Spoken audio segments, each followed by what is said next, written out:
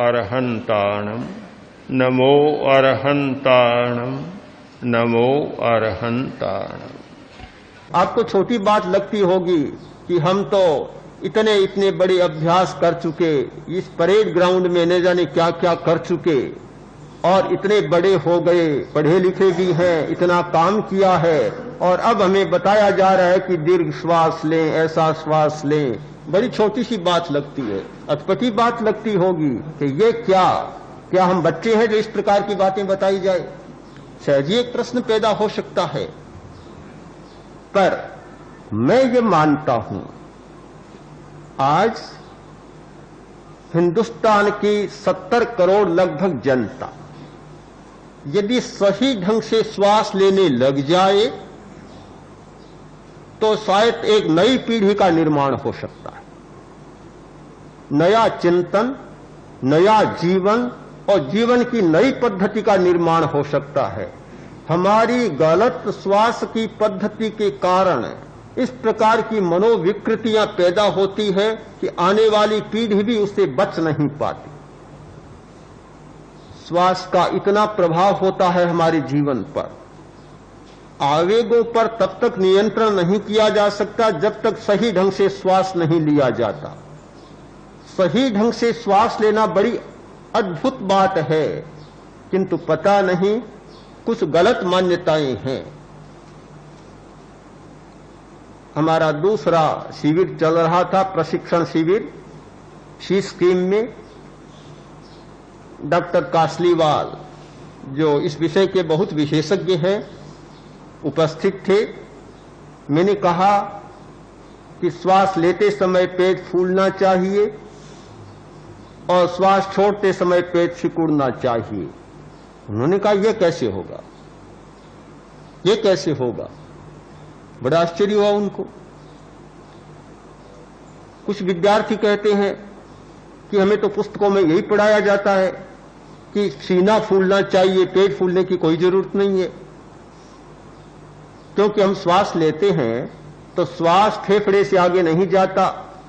पेट और फेफड़े के बीच में एक मांसपेशी होती है, डायाफ्राम, तनुपट कहते हैं हिंदी में जिसे, वह मांसपेशी होती है, तो श्वास उससे नीचे जाता नहीं। ठीक बात है, श्वास उससे नीचे नहीं जाता, किंतु जब डायाफ्राम नहीं सरकता, मांसपेशी व तनुपट नीचे नहीं सरकती, तो पेट को अच्छा व्यायाम नहीं मिलता। बहुत सारी पेट की बीमारियां छोटे श्वास के कारण होती है। बहुत सारी बीमारियां जो मानसिक बीमारियां इस गलत श्वास की पद्धति के कारण होती है। आज का युग वैज्ञानिक शोधों का युग है। आज नई नई बातें सामने आ रही है।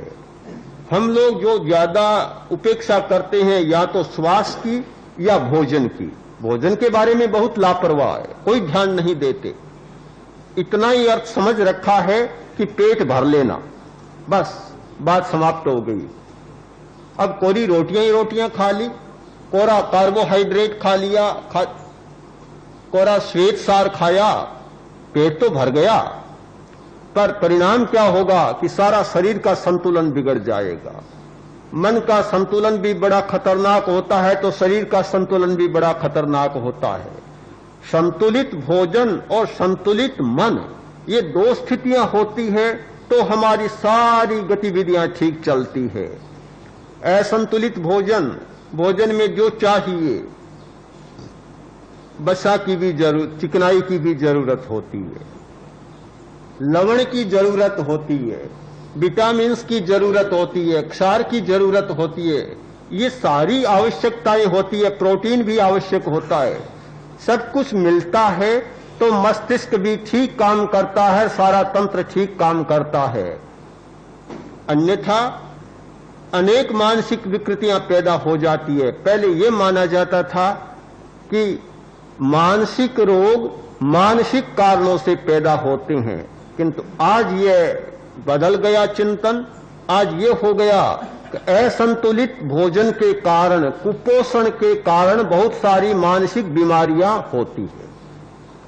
तो जैसे भोजन का असंतुलन, वैसे मन का असंतुलन, ये दोनों आज समस्या बने हुए हैं। हम ये चाहते हैं कि आदमी बहुत अच्छा व्यवहार करे, बहुत अच्छा बने, पर नहीं बनता। इसके पीछे कारण है कि हमारा संतुलन किसी भी दिशा में नहीं है। तो मानसिक संतुलन के लिए श्वास का अभ्यास बहुत आवश्यक है।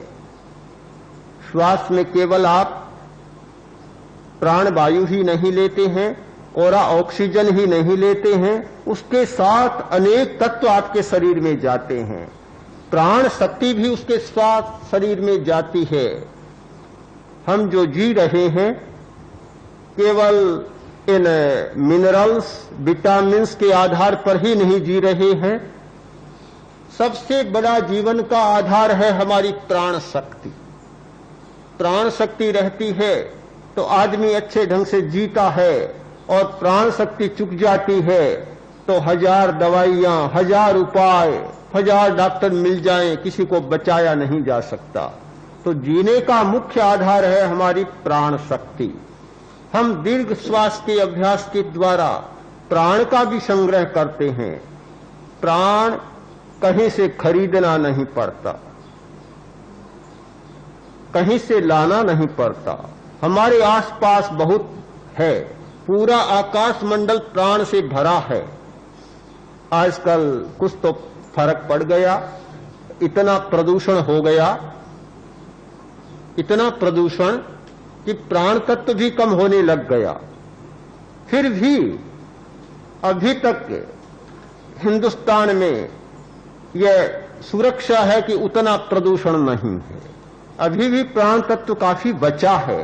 हम प्राण तत्व को ले सकते हैं। जिस व्यक्ति ने दीर्घ श्वास का अभ्यास किया है, पूरा श्वास लेना सीखा है, वह प्राण शक्ति से कभी खाली नहीं हो सकता, और प्राण शक्ति के अभाव में वह ग्रस्त नहीं हो सकता बीमारियों से और मानसिक व्याधियों से। इस प्रयोग का आप मूल्यांकन करें कि बहुत जरूरी है ये अभ्यास। छोटी सी बात लगती है, पर छोटी बात बहुत मूल्यवान होती है। हमारी आदत तो एक है कि जो सबसे ज्यादा अनिवार्य है उसे हम सबसे ज्यादा कम मूल्य देते, सबसे कम मूल्य देते हैं। पानी हमारे लिए बहुत जरूरी है, पानी को कम मूल्य देते। सूर्य का ताप हमारे लिए बहुत जरूरी है, उसे भी हम कोई मूल्य नहीं देते, क्योंकि बिना मूल्य मिलता है। एक अध्यापक ने विद्यार्थी से पूछा कि बताओ कि बिजली के प्रकाश में और सूर्य के प्रकाश में क्या अंतर होता है। उसने कहा यह तो बहुत सीधी बात है। क्या प्रश्न पूछा आपने? बहुत सीधी बात है कि बिजली का प्रकाश पैसे से मिलता है और सूर्य का प्रकाश बिना पैसे मिल जाता है। इतनी सीधी बात है। जो सीधा मिलता है, जिसका मूल्य नहीं होता, उसके प्रति हमारा ध्यान नहीं जाता।